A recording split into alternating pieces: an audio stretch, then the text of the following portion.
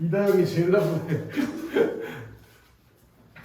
다영이가 볼 거잖아 어차피 회의 끝나고.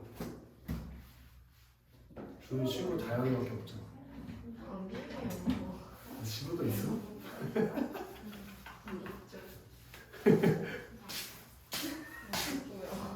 근데 왜 했어? 아 시험 끝나고 놀 친구? 근데 서로 친구 둘밖에 없잖아. 아니에요. 뭐? 야, 62쪽에 소라는 안 냈어요. 이 소라는에서 다루는 작품인 이생규장은 김시습의 금오신화라고 거기에도 밑줄하자. 금오신화. 그게 우리 방학 때 배운 거니까 내가 물어보자. 그래서 금오신화가 뭐였냐?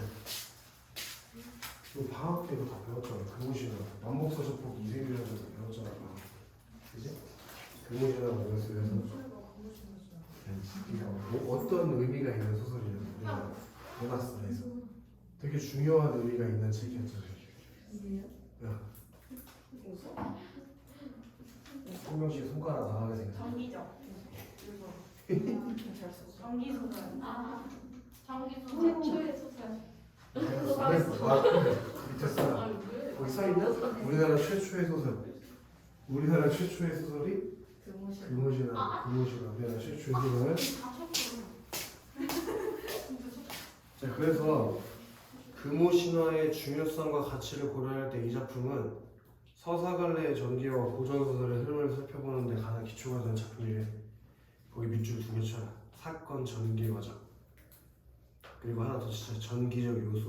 그 두 가지에 주목하면서 읽어보래. 다영아. 요 소설의 사건 전개 과정에서 중요한 사건 있지. 뭐야? 사건 전개 과정에 중요한 사건 전개. 하나도 기억 안 나. 이거 뭔지. 그래? 하나도 기억이 안 나? 큰일 났다. 뭐였어, 주문아? 뭐였어? 오! 사건 전개 과정에서 중요한 내용이 있었어. 사건 전개 과정. 뭐였어? 뭐야, 말해. 뭐가요? 사건 전개 과정에서 중요한 점이 있다. 뭐였을까? 예. 뭐였을까, 가희? 사건 전개 과정, 사건이 전개되는 과정에서 중요한 특징이 있단 말이야. 이 작품이 우리 방학 때 이거 중요하다고 배웠거든. 응? 뭐였을까, 가희? 나 아까도 이생기 선생님 거랑 뭐였을까 해서 아주 잘했다. 금방 찾았거든. 빨리 읽어가지고 써라. 만남과 이별의 반복. 만남과 이별이 3번 반복돼. 그게 이 작품에서 중요한 사건 전개 과정이야. 그리고 전기적 요소가 뭐야, 다양? 전기적 요소. 특별해? 비현실. 그렇지. 비현실성. 그것을 주목하면서 고전 소설에 대한 감상 능력을 높이고 이를 토대로 서사갈래의 큰 흐름을 파악해보세요. 우리 이생교장전은 우리나라 최초의 소설로 평가받는 김시습의 한문소설. 이거 절대 틀리지 마라 해. 시험에서 이거 가지고 장난질하는 문제 몇 번 나왔었어. 한글 소설이 아니고 한문 소설이네. 한문 소설집 금오신화에 수록된 5편의 작품 중 한 편으로 거기다 현관편 하나 칠하자. 남녀 주인공의 죽음을 초월한 애절한 사랑. 그게 의사가 이 작품에서 뭐겠어? 주제지, 주제. 죽음을 초월한 남녀의 지극한 사랑. 만남과 이별을 거듭하는 서사고작과 위에서 봤지? 그리고 전기적 요소를 중심으로 작품을 감상하면서 고전 서사관리의 구현 양상을 살펴보는. 그리고 배경지식으로 넘어가죠. 배경지식. 여기 배경지식에 전기소설이라는 거 보이나? 전기소설? 거기 별표 하나 차. 여기서 전기라는 건 비현실성을 말하는 거예요. 가인. 현실적으로 일어날 수 없는 이상하고 신비스러운 사건들이 작품의 내용 속에 포함되는 소설. 그렇게 현실에서 일어날 수 없는 이상하고 신비로운 사건, 그런 게 작품의 내용 속에 포함되는 소설을 주어서 뭐라고 하고, 전기소설. 이를 통해 현실의 벽을 넘기도 하고 현실을 풍자하기도 하고 비판하기도 한다. 이전에 설화를 이어받고 명나라 구호의 전등신화에 영향을 받은 김시습의 금오신화 속 5편 소설은 모두 그런 전기적 요소가 나타나는 전기소설이다. 그 정도 읽어주고 나 옆에 필기 좀 해라. 그럼 결국에 얘도 쓰고 지울게. 한번 쓰고 지울게.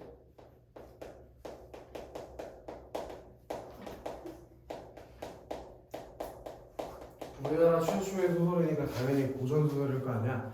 그 고전 소설이 가져가는 특징들이 이거 한 10번은 배웠을 거야. 가장 기본적으로 일단 주제가 어떤 류의 주제를 가지고 간다고 했어. 권선징악의 주제를 가져간다고 해서 권선징악. 유정아, 권선징악이 뭐야? 네? 권선징악이 뭐야? 아무데도 안 써있어. 그래서 필기를 하다는 거야. 관선 옆에서 지금 가인이 그것도 몰라 쳐다보고 있잖아. 관선 진악 진악은 뭐야? 권선징악 그게 뭐야? 더블롤이라고. 더글로리도 나왔대. 그거 안 봤어? 아니, 안 봐서 몰라요. 그래? 그럼 뭐야 그래서 권선징악? 관선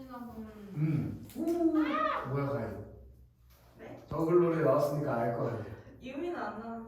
예이 뭐였어? 그러니까 그래서 그 오! 나쁜 사람 오 이렇게 처벌받는 거. 쉽게 생각해. 줄임말로 어떻게 선을 권하고 선 알지? 선 착한 걸 권하고 나쁜 걸 징벌한다. 그게 권선징악이 착한 사람이 나쁜 사람을 무찌른다. 대부분 그런 류의 소설이지. 그런 소설은. 그리고 여기서 결말은 어떻게 된다고 했어? 결말 달림결 뭐 그냥 아무거나 아는 걸 말해 이씨. 행복한결 행복한 결말이지. 행복한 해피엔딩이라고 하지 말라니까. 그건 영어라고. 행복한 결말 당연히 선이 악을 이기니까 결말이 행복할 수밖에 없지. 그다음에 소설의 시점 같은 경우에도 정해져 있어. 원래 우리가 현대 소설을 읽을 때는 1인칭 주인공인지 1인칭 관찰인지 막 따져봐야 되잖아. 근데 고전 소설은 대부분 그런 걸 따질 필요가 없어. 다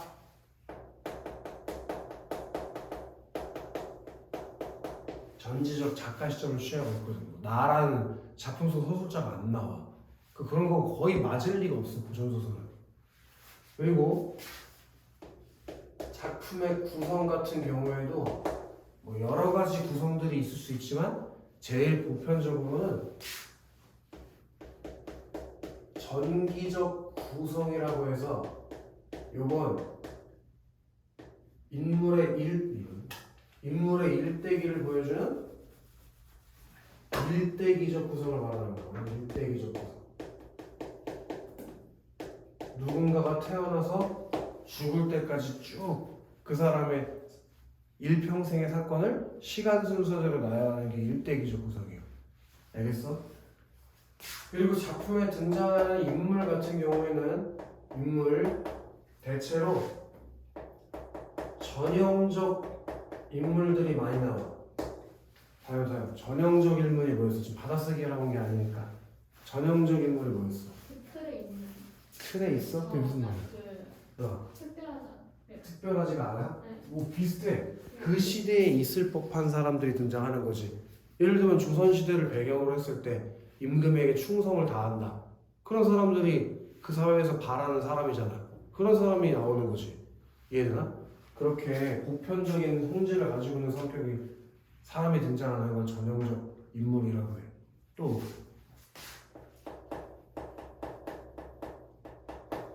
평면적 인물이 거의 다 평면적 인물로 나오는데 이건 뭐냐면 성격의 변화가 없는 걸 평면적 인물이라고 한다. 처음엔 나쁜 놈으로 나왔으면 끝까지 나쁘고 처음엔 착한 놈으로 나왔으면 끝까지 착한 거지. 중간에 뭐 갑자기 어떤 일을 겪으면서 성격이 달라지거나 그런 게 없어. 입체적인 게 없이 일관된 성격을 유지하는 거. 그게 평면적 인물이야. 이해되나? 그리고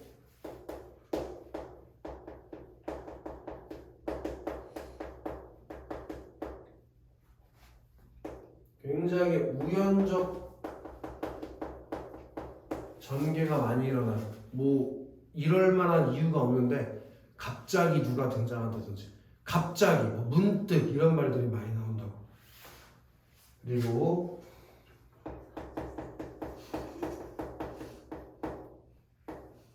이거 조심해야 돼. 여기서 지금 써주는 전기성은 위에 있는 전기랑 달라. 한자가 다른 말이야. 동음이에요. 위에 있는 건 일대기적을 말하는 거고 밑에 있는 건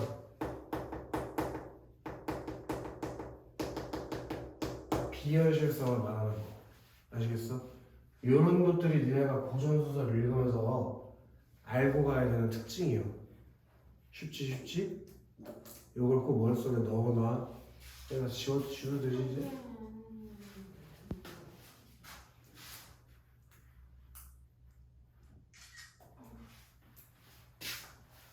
됐어? 지운 다음에 그럼 이제 이런 것에 이제 유념하면서 이생규장전을 한번 읽어보자고. 근데 전형적인 인물이 나오는데 어떻게 비현실성이에요? 전형적인 거랑 비현실적인 거랑은 상관이 없어. 전형적인 거는 그 시대에서 자주 있는 인물들을 그냥 전형적 인물이라고 하는 거야. 예를 들면 이런 거라니까? 누구지? 가인아. 너 저기 춘향이라는 인물이 있다고 하죠. 춘향이 너 작년에 배웠잖아. 걔 어떤 인물이야? 춘향이가 어떤 사람이었어? 저번에 작년에 배운 거 결석하고 왔어? 작년에 배웠어. 자기 남자친구 남편에 대한 변하지 않는 마음, 지조와 절개를 갖춘 여자였지. 조선시대 때 그런 게 여자애들한테 바라는 모습이었잖아.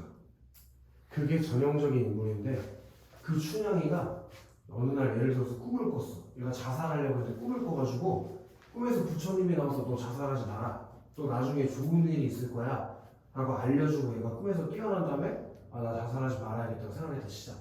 그럼 그건 현실적인 얘기는 아니지. 그치? 그런 게 비현실성이 중간중간에 가미가 되는 거야. 그러니까 비현실적인 거랑 전형적인 거 전혀 상관이 없다. 무슨 말인지 알겠어? 바로 내용으로 들어보자고. 이생교장전 밑에다가 형광펜화처럼 제목 밑에다가 이생이 담 넘어 엿본 이야기. 이생교장전이라는 게 제목의 의미가 그러나 이생이 담 넘어 엿본 이야기라는 뜻이라고. 이생이 담 넘어서 뭘 엿봤는지 모르겠는데 담 넘어 엿본 이야기. 그게 이생 규장전이야. 그 규장이 담을 넘어온다는 뜻이겠지? 그치? 좋은? 여기 송도에다가 넣어줄까? 송도. 엉들고. 그럴 리가 없어요. 딱 뭐 안 늘게 해.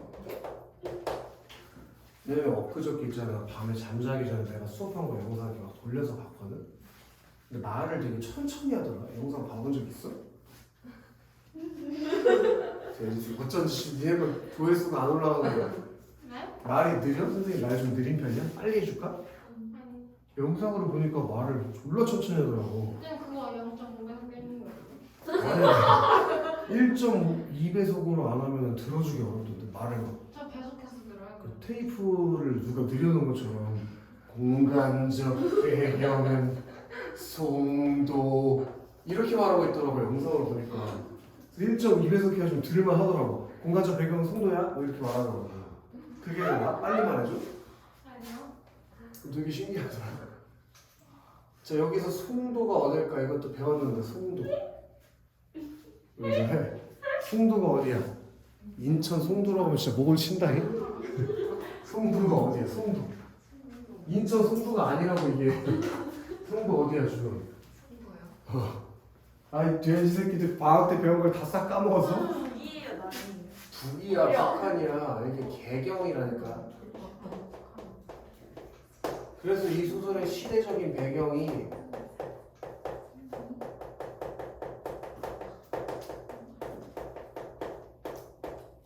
고려 말기를 배경으로 하고 있단 말이야. 고려 말기 송도라는 곳을 배경으로 하고 있다고 아이들. 알겠어? 그럼 친구도 봐봐. 개경이라는 건 실제 우리나라 도시지. 옛날에 있었잖아. 그치? 그거 고려라는 건 우리나라 역사 아니야? 우리나라 옛날 고전소설 읽어보면 대체로 중국을 배경으로 하고 있고 중국 도시를 배경으로 하고 있는 경우가 많단 말이야. 근데 이 소설 같은 경우는 지금 우리나라를 배경으로 하고 있잖아. 우리나라 역사를 배경으로 하고. 그치? 그런 것들이 어떤 효과가 있어. 그걸 좀 적고 알아줘야 된다. 사실성을 높여주는 효과가 있대요. 방학 때 본 적 있지? 사실성을 높여주냐 또 자주성을 부여한다는 것도 기억을 해줘야 돼. 송도라는 실제 우리나라 공간적 배경을 제시함으로써 사실성을 부여하고 자주성을 만들어주는 효과가 있어요. 가임. 이것도 웃겼어. 영상 하다 보면은 내가 잠깐 칠판에 나와서 뭐 좀 써. 그리고 갑자기 사라져. 그 사라지면 여기서 비명소리가 나. 으악! 으악! 이러고 다시 나타나가지고 뭐 좀 써. 내가 또 어디 가가지고 계속 구경이 나. 그게 웃기더라고. 그러니까 잘 들어 이씨. 승부에 사는 이생동을 쏠래 이생. 얘가 작품의 주인공이지, 그치? 이생은 국학이라고 하는 고려시대 대학교야. 알지? 이거 역사시간 배웠지? 국학이 가는 길을 우연히 이줄 아시죠? 양반집 담 넘어 아름다운 최씨를 보고 그게 뭐랑 관련 있는 거예요, 유저? 네? 지금 이주신 거 담 넘어 아름다운 최씨를 보고 엿본 거. 그게 이 작품의 제목과 연관되는 거겠지. 써라 밑에 제목과 연관해서. 그리고 최씨한테는 동그라미도 쳐볼까? 여기서 되게 중요한 걸 하나 얘기해 줄 건데요. 최씨가 어떻게 생겼대, 효선아? 그치, 효선이랑 다르게 아름답게 생겼잖아, 그치? 우리 고전소설에서 있잖아, 나오는 주인공들은 대부분 다 예쁘고 능력이 뛰어난 인물들이 등장을 해. 그런 거 우리가 사자성어로 뭐라고 부른다고 얘기했었는데 빨리 말해봐. 절세라니. 거의 비슷해. 재주가 많고 아름다운 사람이라는 뜻이야. 뭐야? 재주가 많고 얼굴이 아름답다. 이거 수십 번 배웠어. 이거. 남성. 크게 얘기해보면서 제자가인. 그게 제자가인형 인물이라는 걸 알려주는 거야. 제가 가인? 제자가인. 재주가 많고 얼굴이 예쁜 사람. 니네랑 다른 사람인 거지. 그렇게 아름다운 최씨를 보고 마음이 끌리게 되고 최씨 또한 이생에게 마음이 끌린다. 그럼 거기 밑에다 살포시 쓸까? 지금 쉽게 얘기하면 이생하고 최씨하고 한눈에 반해가지고 사랑에 빠졌다는 건데, 여기서 또 중요한 얘기가 너가 친구들, 이 고려시대 또는 조선시대 때 아빠 엄마 허락 없이 둘이 사랑을 나누는 거 가능했냐는 거야. 그거 불가능했지, 그치? 근데 그런 거 인간의 감정 아니냐, 솔직히? 너 만약에 나중에 결혼할 때 다영아, 너 처음 보는 남자인데 아빠가 얘랑 결혼하래. 그냥 얘네 집이 잘 사니까 널 책임질 수 있을 거래. 얼굴은 좀 별로지만 돈 많으니까 걔랑 그냥 결혼하래. 착하대. 그럼 결혼할 수 있겠어? 가능해, 가인? 돈 좀 있어. 감은 좀 괜찮아. 생긴 걸로? 생긴 거 쉽지 않아. 좀 별로 내 스타일이 아니야. 괜찮아, 가인? 쉽지 않잖아, 그치? 근데 너네는 그렇게 고민이라도 할 수 있지. 걔네는 그런 것도 없어. 무조건 결혼하라고 하면 가서 하는 거야. 이해돼? 근데 이 소설에서 그런 것들을 깨버리는 얘기가 나오잖아, 지금. 그런 걸 뭐라고 하냐면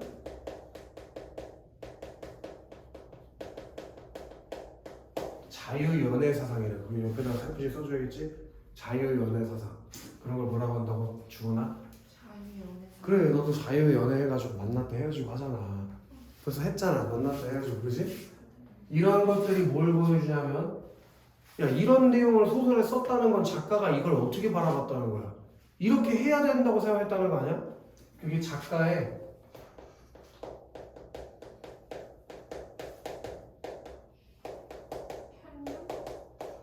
진보적인 가치관을, 그 당시 보수적인 것보다 좀 더 나아가서 진보적인 가치관을 보여주는 거지. 자유롭게 연애를 해도 된다, 이런 생각을 가지고 있으니까 작가가 소설에 이런 내용을 넣었을 거 아니야.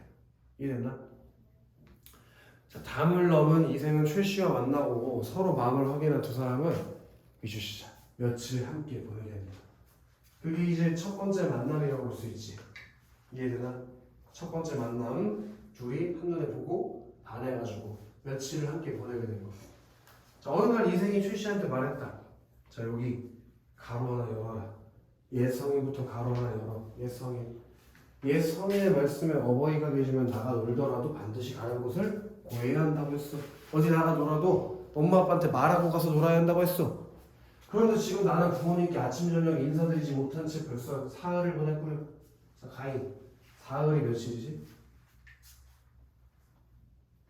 사흘이 며칠이야, 가인? 한국이 테스트 중이잖아 지금. 사흘 며칠이야? 며칠이야? 사흘? 3일. 3일이지 3일? 5일은 뭐야? 3일. 하루 이틀 사흘 나흘이야, 알지? 3일? 3일을 보냈고요. 분명 부모님께서 눈간에 기대어 나를 기다리실 것이니 이 어찌 자식된 도리를 하겠어. 내가 이렇게 엄마 아빠한테 인사도 안 하고 며칠 동안 나가 있는 건 자식의 도리가 아니라는 거잖아. 이런 대사 여기까지 가로 닫아야 되는데 이런 대사를 봤을 때 다영아 이생이 어떤 사람이라는 걸 알 수 있어. 효를 중요하게 여기는 사람이라는 걸 알 수 있다고. 오케이, 그게 중요한 거야. 효를 중요하게 여긴다는 거. 그 효도를 중요하게 여기는 건 무슨 가치관이랑 관련이 있는 거야? 유교적 가치관이랑 관련이 있는 거지. 아시겠어? 이렇게 누구지 너? 유정아. 이생은 이런 말을 하는 걸 통해서 어떤 사람이라고? 효를 중요하게 여기는 사람이 효를 중요하게 아시겠어? 자, 최씨 동그라미. 최씨가 서운해하면서도 최씨가 서운해한 거 누가 말하셨어? 작가. 서술자가 최씨의 마음을 그냥 얘기해줘 버렸지? 소설의 시점이 뭐라고 하면 전지적 작가 시점, 그치? 그렇게 서운해하면서도 고개를 끄덕였다. 그러고는 이생이 담을 넘어 돌아가게 해줬다. 이생은 그 뒤부터 밤마다 최씨를 찾아가지 않는다. 매일 밤마다 이생이 최씨를 만나러 갔다는 거야. 밤마다. 알겠지? 근데 어느 날 저녁에 이생의 아버지 세우씨, 이생의 아버지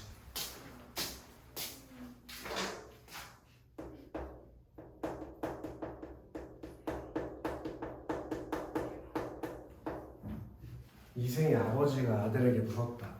야, 네가 아침에 집을 나갔다가 저녁에 돌아오는 것은 옛 성인이 남기신 인의의 가르침을 배우는 것이다.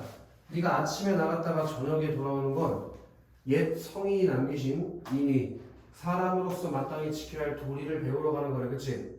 그런데부터 바로 열자고.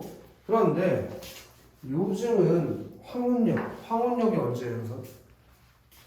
황혼역 해질물 밤에 황혼역에 나갔다가 새벽에야 돌아오니 이게 어찌 된 일이냐? 분명 경박한 게 뭐야? 요즘 경박한 거. 네? 경박한 게 무슨 뜻이야? 경박하다. 그게 가볍다는 뜻이야. 가벼운 놈들의 행실을 배워서 남의 집 담장을 넘어가서 누구네 집 규수, 규수는 여인이라는 뜻이야. 여자. 규수와 정을 통하고 다니는 것일 테지까지 가다 볼까? 그게 사실 아니었어? 밤마다 누구네 집 넘어가는 거였어. 그거를 아빠가 지금 어떻게 하고 있었던 거야? 눈치를 까고 있었던 거지. 이해되나? 이 일이 탄로나면 남들부터 또 가르칠 거예요. 남들은 모두 내가 자식을 엄하게 가르치지 못한 탓이라고 책망할 것이다.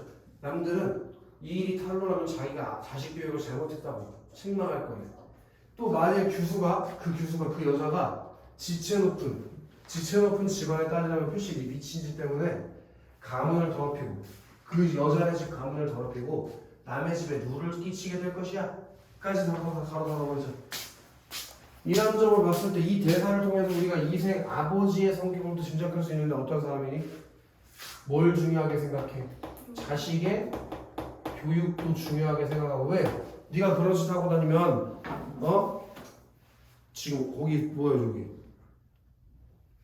저기 밑에서 세 번째 줄, 지금 가로 열은 거 밑에서 세 번째 줄에 내가 자식을 엄하게 가르치지 못한 탓이라고 책망한다고 했잖아. 그래서 자식 교육을 중요하게 생각을 또 가문의 명예,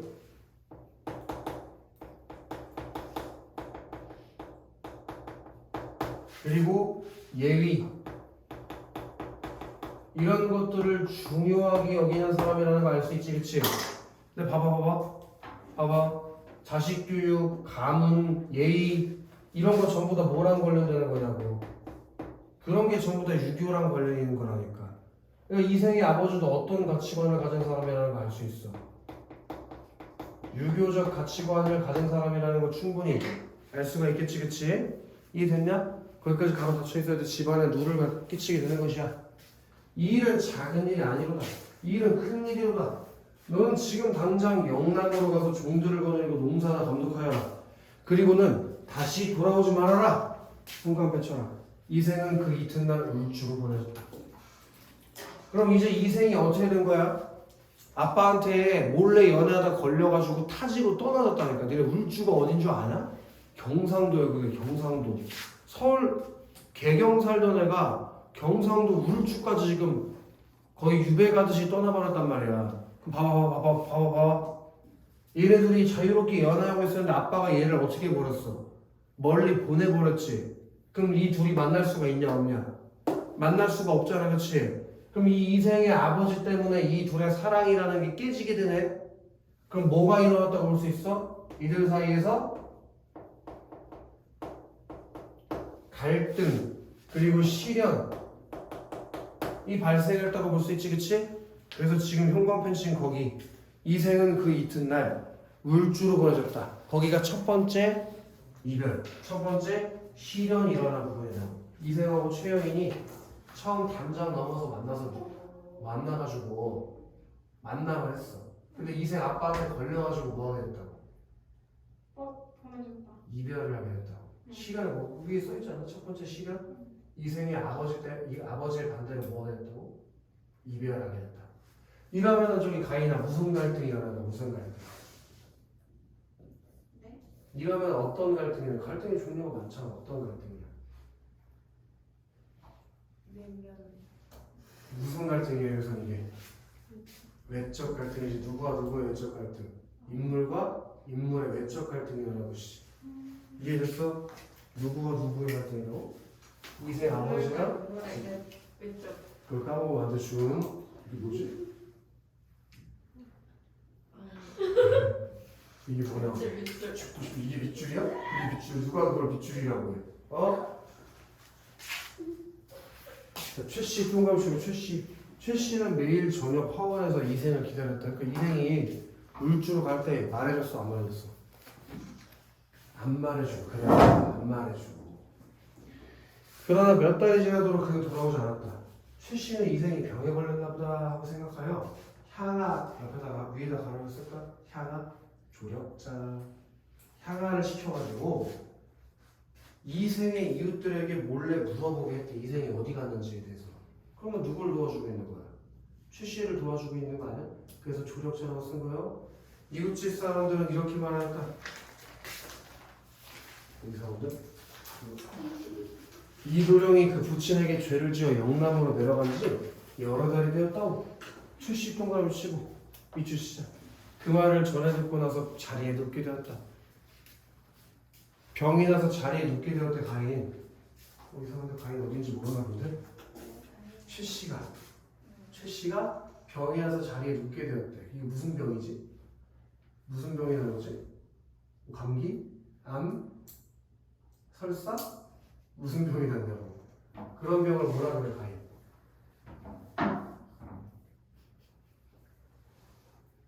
그런 병을 뭐라 그래, 유전? 그런 병. 최씨가 이생이 자기한테 말도 안 하고 떠나게 돼가지고 이생을 보고 싶어서 병에 걸렸대요. 누구를 보고 싶어서 걸리는 병. 유전이도 딱 걸려봐야 되는 거. 그런 병을 뭐라 그래, 유전? 치읓병이라고 표현하는 거야. 상사병? 그래, 상사병. 좋아. 그 상사병이 나서 자리에 눕게 되었대. 그렇게 몸만 이리저리 뒤척할 뿐 일어나지 못하고 또 물을 삼키기조차 어려운 지경에 이르렀다. 말도 주소가 없어지고 얼굴도 초췌해졌다.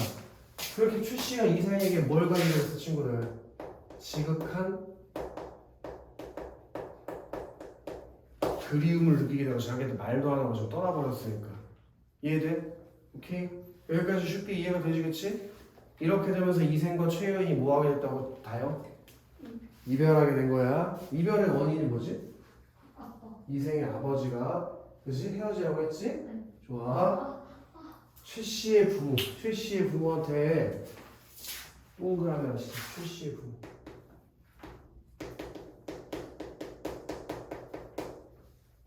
그리고 위에다가 아예 가로를 쓰자. 최씨의 부모는 조력자 역할을 할 거야.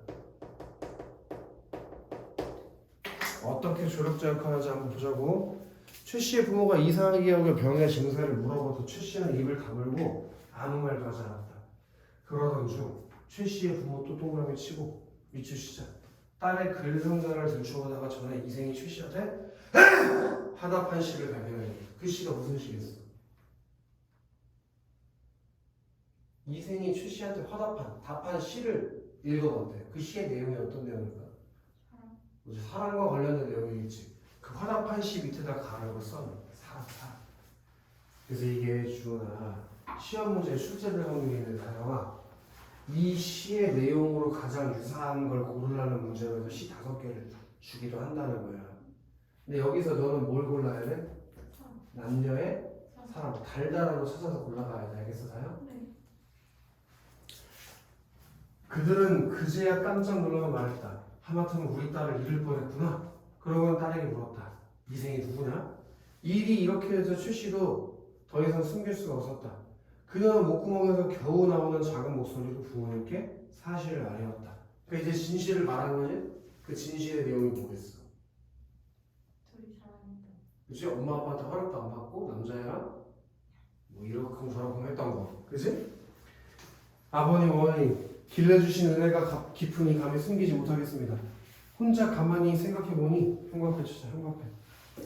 남녀가 서로 사랑을 느끼는 것은 인간의 정리로서 지극히 중요한 일입니다. 여기서 우리가 출시가 어떤 성격인지가 나오는 것 같아. 출시가 그런 남녀의 사랑이 있지. 자연스러운 본성, 자연스러운 인간의 감정 있잖아.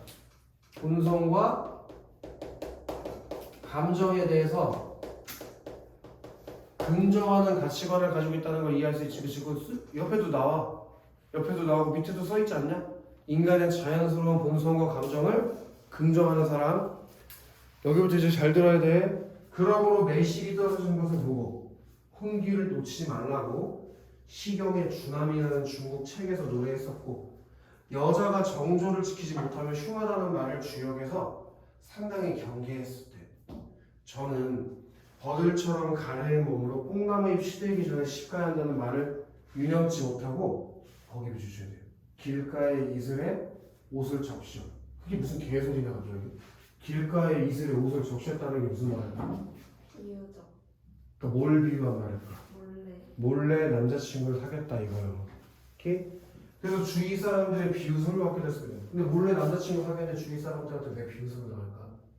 유정이가 알고 봤더니 지금 남자친구가 있었대. 그럼 옆에서 가인이한테 숨긴 거야. 근데 가인이가 지나가다 너 남자친구 있는 걸 우연히 본 거지.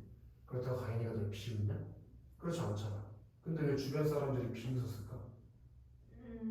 딴 사람 만나는데 주변에서 왜 비웃어? 옛날에는 조선시대 때는 자유연애가 돼야 안 돼. 그 자유연애 사상이 안 되는 시대였으니까. 그러니까 엄마 아빠한테 허락 안 받고 결혼 아직 안 했는데 남자랑 둘이 사귀는 거 사람들이 알면 흉본단 말이야. 어떻게 알아요, 근데? 다 걸리지. 또 세상에 비밀이라는 게 있을 것 같아, 그죠? 아니, 그러니까 비밀이란 거 어떻게 알아요? 어? 비밀. 걔네가 만나면 다 비밀이지. 엄마 아빠 허락 안 받고 만나면 다 비밀로 만나는 거니까. 근데 그걸 이제 우연찮게 예를 들어서 손잡고 있는 걸 종놈이 봤다고 치자. 그럼 그 종놈이 입을 또 놀리는 거지. 옆에 종놈들한테 놀리다가 이제 주인어른 귀에 들어가. 그럼 이제 경을 치는 거지 뭐. 이해되면서? 사장님도 이런 일 좀 일어나야 되는데 비밀연애라도 좀 해놔서.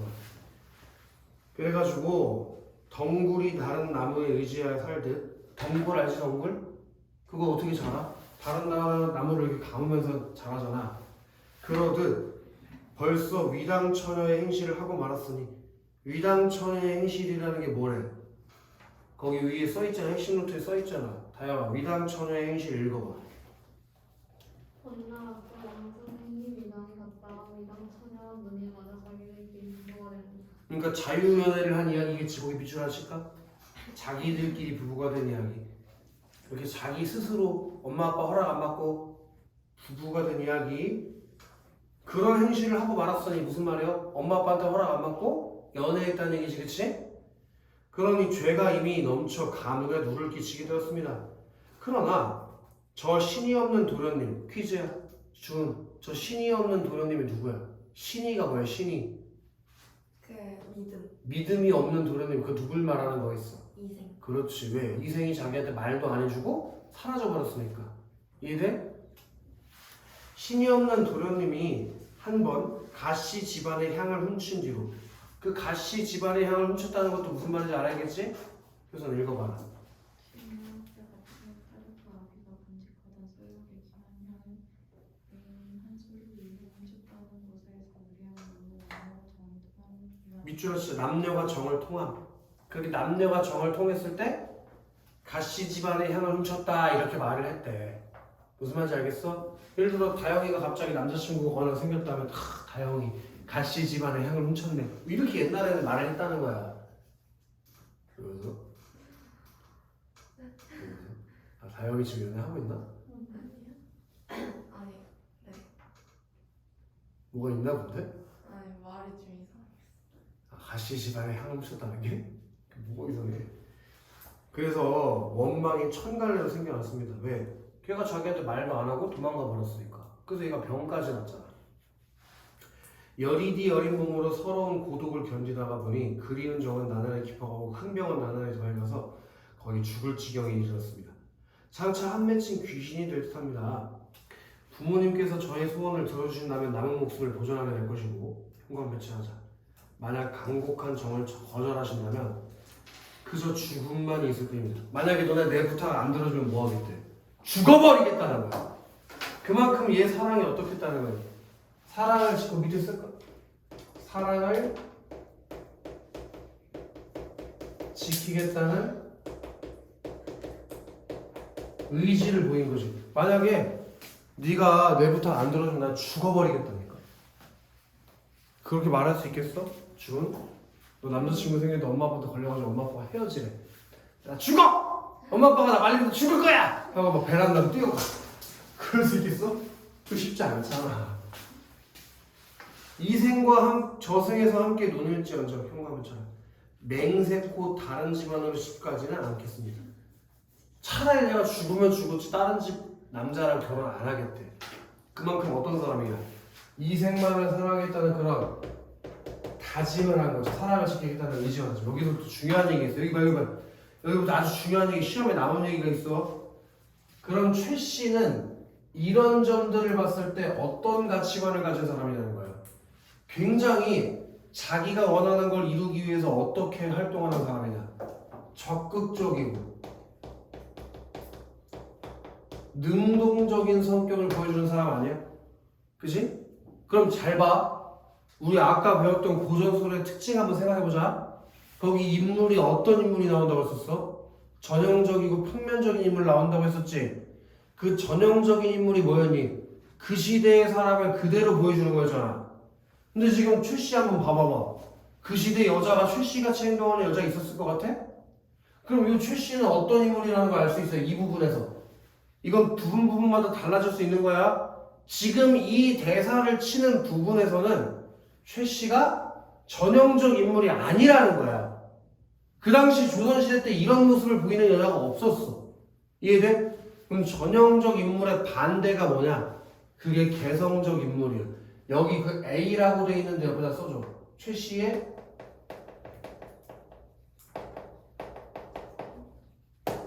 개성적인 면모. 와! 어떤 점이 개성적일까?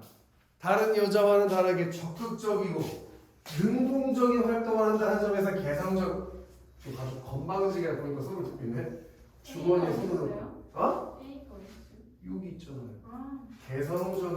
개성적인 면모, 적극적이고 능동적이고 의지적인 성격을 가지고 있다. 여기.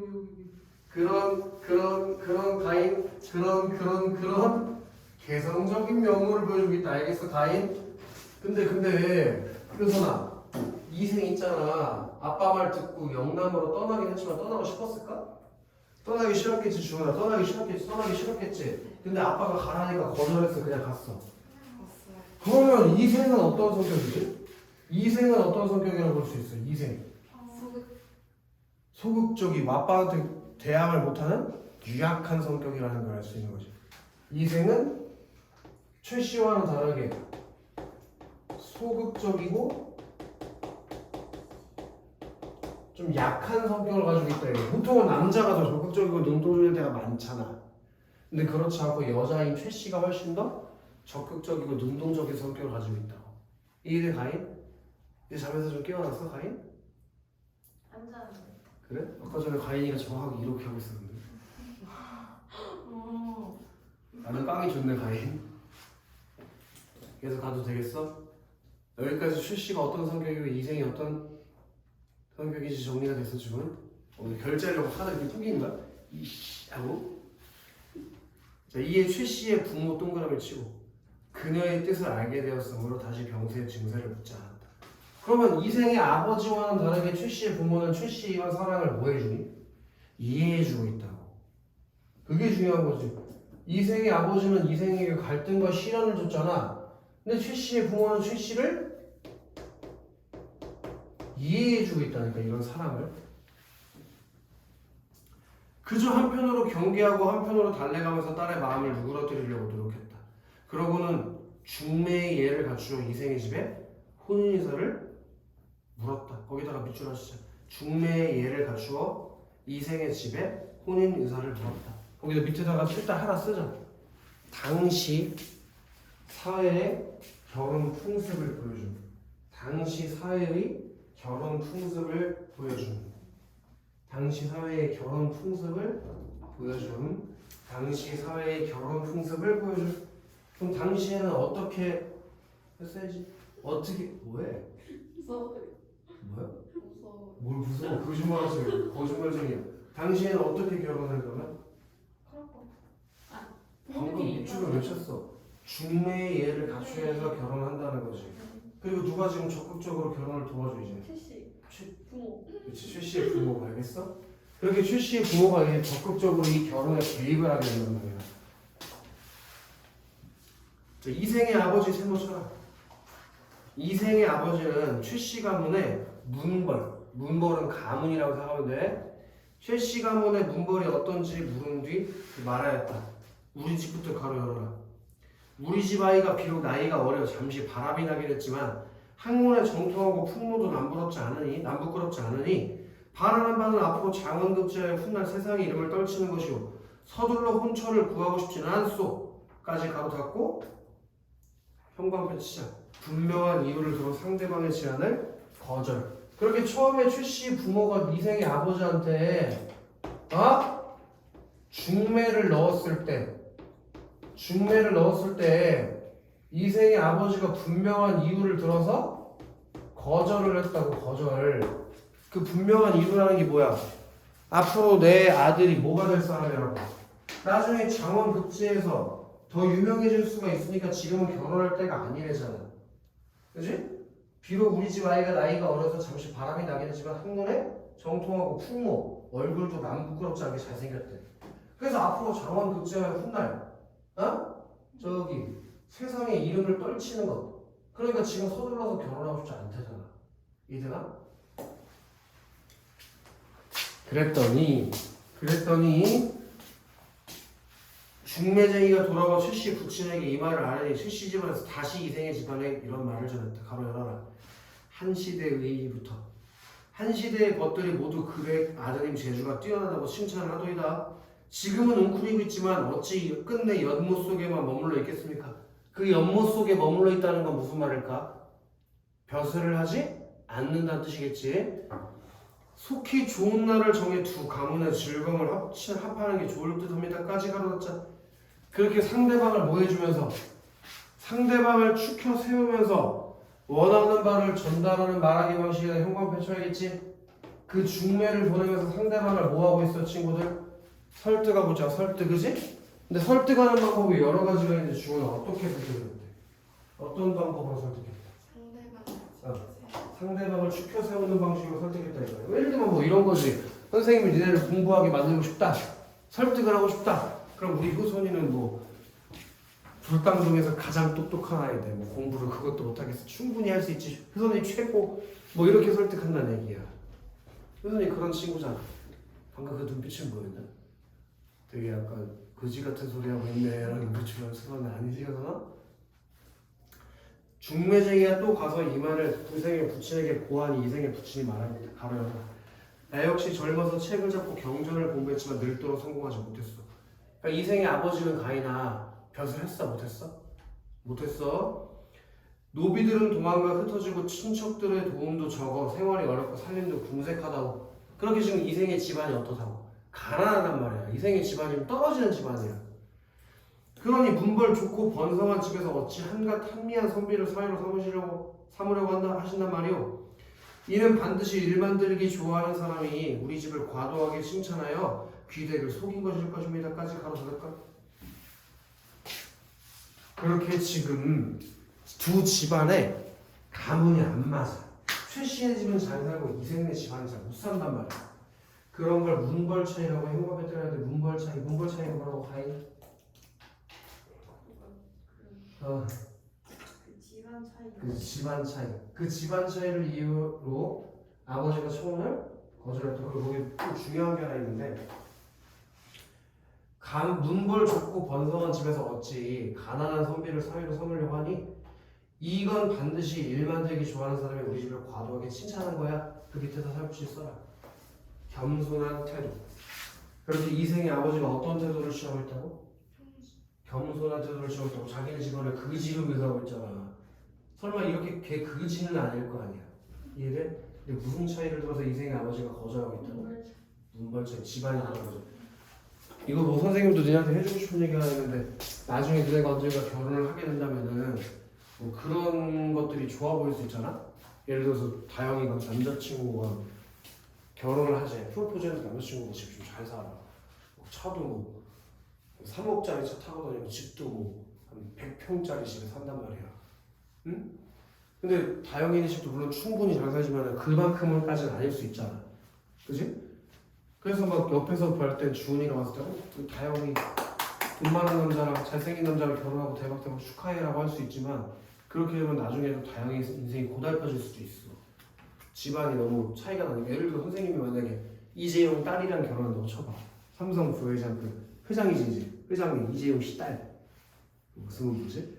그 사람이랑 결혼한다고 치면 너네가 막 박수 치면서 축하해줄 거야. 선생님 축하해요. 이제 학원 접으시겠네요. 축하해줄 거잖아. 근데 그게 오히려 좋은 게 아닐 수도 있다는 거지. 이해돼? 너무 집안의 차이가 많이 나면 좋은 게 아니라고. 비슷한 사람들끼리 만나서 결혼해야지 싸움이 없는 거야. 선생님 친구 중에서 친구의 친구인데 와이프네 집에 엄청 잘 살아. 그 얘네 집은 그냥 평범해. 그래서 얘네가 결혼할 때 와이프네 집에서 집을 그냥 사줬어. 걔네가 그냥. 그러니까 그 다음부터는 무슨 일이 나면 좋아! 자는 거 아니지? 그 다음부터 어떤 일이 일어나면 이제 이 와이프네 집에서 주말마다 부르는 거지. 우리 여행 가는데 뭐 같이 가자. 그럼 가기 싫고 피곤할 수도 있잖아.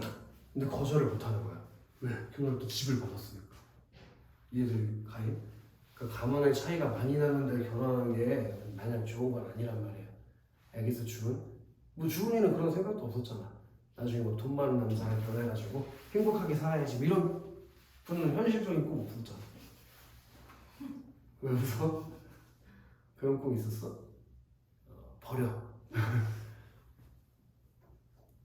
그 다음에 더 가보자고. 중매쟁이가 다시 최씨 가문에 고와서 최씨 부친이 말하였다. 가로나는 납체.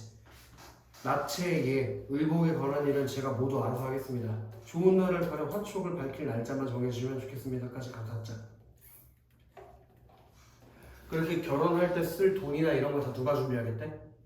여자네 집, 최씨네 집에서 준비를 하겠대, 가인아. 그래서 가인아, 너네 그냥 날짜만 정하래.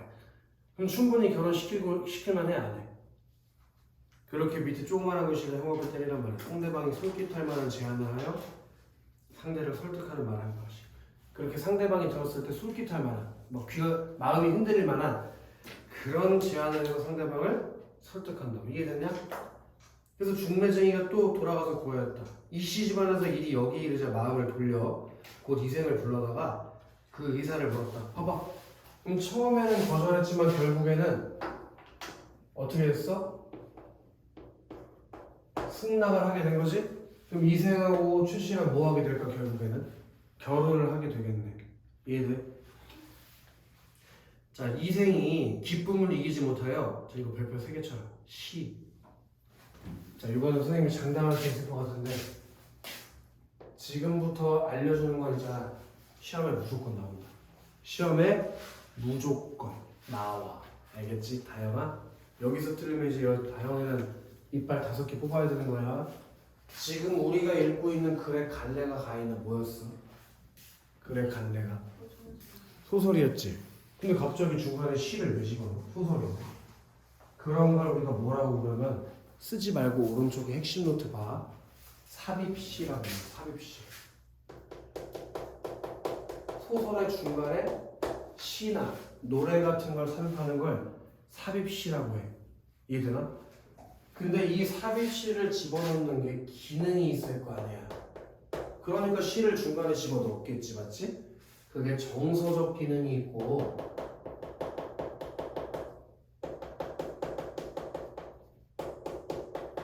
서사적 기능이 있는데 월봉고등학교 선생님이 치사하게 이렇게 낼 수도 있어. 삽입시에다가 기억 해놓은 다음에 이것의 정서적 기능 2가지 이상 서술하시오. 그렇게 쓸 수도 있다고. 근데 거기다가 만약에 서사적 기능을 쓰면 어떤 일이 일어날까, 주나? 그럼 감점을 당하겠지, 틀리거나, 그지? 그래서 정서적 기능 따로, 서사적 기능을 따로 나눠서 공부를 해야 돼. 정서적 기능하고 서사적 기능을 따로 나눠서 공부해야 돼. 알겠지? 그러나 이건 분명히 시험에 나온다고 얘기하는데 이거 모르고 들어가면 이제 안 돼. 자, 일단 정서적으로 인물의 정서를 효과적으로 전달한다고 되지? 인물의 정서. 소설에서 어디지? 누가 좀 하품하는 소리가 나는데?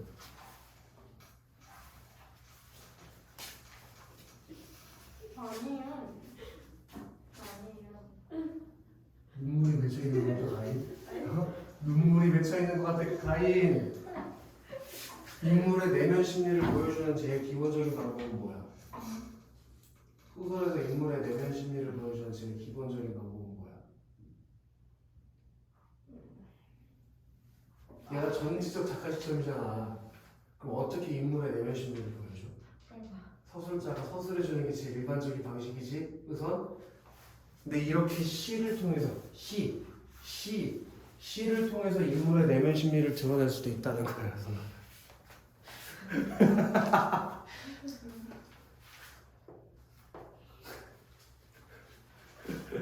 그래서 내가 여기서 이러고 있는 거 어머니도 아시나? 잘 모르시지? 그 다음에 상황을 압축적으로 표현해서 지금 현재 상황이 어떤 상황인지 상황을 압축적으로 표현해서 시에, 소설에 분위기를 형성해 준다는 거. 그리고 독자에게 여운을 준다는 거. 이렇게 좀 제발 외워놔야 돼. 이건 되게 중요해. 그리고 서사적으로 사건을 압축적으로 보여준다는 거. 이전에 일어났던 사건 같은 것들 있지? 그걸 압축적으로 보여준다는 점. 그리고 앞으로의 사건 전개의 특성을 알려준다는 걸 쉽게 가자. 뒤에 일어날 일을 뭐 한다는 거야? 암시한다는 거랑 똑같은 얘기지. 2번 두 번째 거 오른쪽에 가르고 써면 되겠지. 앞으로 사건 전개의 특성을 알려준다는 건 뒤에 일어날 일을 뭐 하는 거라고 주문. 그리고 상문. 이거 원래 줄글이잖아. 근데 중간에 시를 넣으면 음문이 들어가는 거 맞지? 그래서 사건 전개의 단조로움을 피하게 만들어준다는 거. 사건 전개의 단조로움을 피하게 만들어준다는 거. 요 점들에 대해서 꼭 공부를 해야 된다. 공부를 해서 외워야 돼. 이거는 시험에 내신이니까 외워야 돼. 수능이면 뭐 굳이 외울 필요가 없지만 내신을 보여야 되니까 외워야 된다. 가인. 삽입 노래, 삽입시의 효과, 정서적 기능으로 인물의 정서를 보여주고 상황을 압축적으로 보여줌으로써 분위기를 드러내고 여운을 주는 효과가 있고, 그리고 서사적으로 봤을 때 이전에 일어난 사건을 압축해서 보여주고 또 뒤에 일어날 일을 암시하고 그리고 사건 전개의 단조로움을 탈피시켜주는 기능이 있다고. 벌써 다 외웠지? 3번이나 들었는데 못 외웠겠어. 그치 가인? 이따 쉬는 시간에 물어봤는데 모르면 저기 빗대게 나가. 알겠지 유저? 형님 뭐였죠? 저기 칠판에 한개가 없어. 형님 또 있잖아요. 여기 안 써 있는 거. 아니 안 써있는 거 없어. 다 써있어. 아 칠판에. 이거 두 개 이렇게 있는 거. 이렇게 따로라는 거야. 이렇게. 됐어 유저? 벌써 다 외웠지? 아이씨 아직도 못 외웠어? 다 외웠다 알겠지 지금? 쉬는 시간 되게 재밌겠다. 야. 다음 주에 넘어가보자고. 시한수까지 하고 쉬자고. 시한수. 자, 깨진 거울에다가 밑줄 시작. 깨진 거울. 그 깨진 거울이 뭘 상징하냐? 이별을 상징하는 거야. 이별. 옛날에 거울이 깨진다는 거는 이별을 상징하는 거야. 얘 이전에 뭐 했었어? 왜 이별했지? 아빠 때문에. 잘했어요. 그게 다시 합쳐져야 밑줄시가 다시 합쳐져. 그럼 깨진 거울이 이별인데 그게 합쳐졌다는 건 뭐 하게 된다는 뜻? 체결. 제외한다는 뜻이지. 제외하는 거. 이혼했냐? 합쳐져야다가 써주는 제외. 다시 만나는 걸 제외하는 거지. 아닌 제외. 그렇게 둥글게 되는 것도 때가 있는 법. 인하수의 까막가치들에다가 가로열었죠. 인하수의 까막가치들. 우리 저기 누구지? 주은이 견우와 직녀 얘기 들어봤나? 견우와 직녀가 1년에 한 번 만나는데 몇월 며칠이야? 7월 7일. 오! 멋있어. 쉬는 시간. 뭐야? 그 옆에다가 써라. 견우직녀 설화 차용. 지금 이게 견우직녀 설화를 차용하고 있는 거야. 견우와 직녀 설화 차용. 견우와 직녀 알지? 걔네들이 사랑의 기약을 도와주었네. 걔네들이 사랑의 기약을 도와주었어요. 이제 월하노인이 누구냐면 전설 속에 결혼을 맺어준다는 노인들이야. 걔네들이 붉은 실로 메어주기니 밑에 쓸까? 월하노인이 어떤 사람이라고? 결혼의 인연을 짝지어주는 사람인데 걔가 붉은 실로 이어주는 게 뭐 하는 거겠어? 결혼을 하게 된다는 얘기지. 그럼 이 노래 이후에 뭐 하게 될 거야? 그거 봐봐. 아까 봐봐. 7번 봐봐. 서사적 기능 중에서 뒤에 일어날 일을 암시한다고 했잖아. 그럼 월하노인이 시를 메워준다는 건 이제 이 뒤에 둘이 뭐 하게 될 거라? 결혼을 하게 될 거라는 뜻이야. 이해돼, 가인? 니네 혹시 그 드라마 본 적 있냐?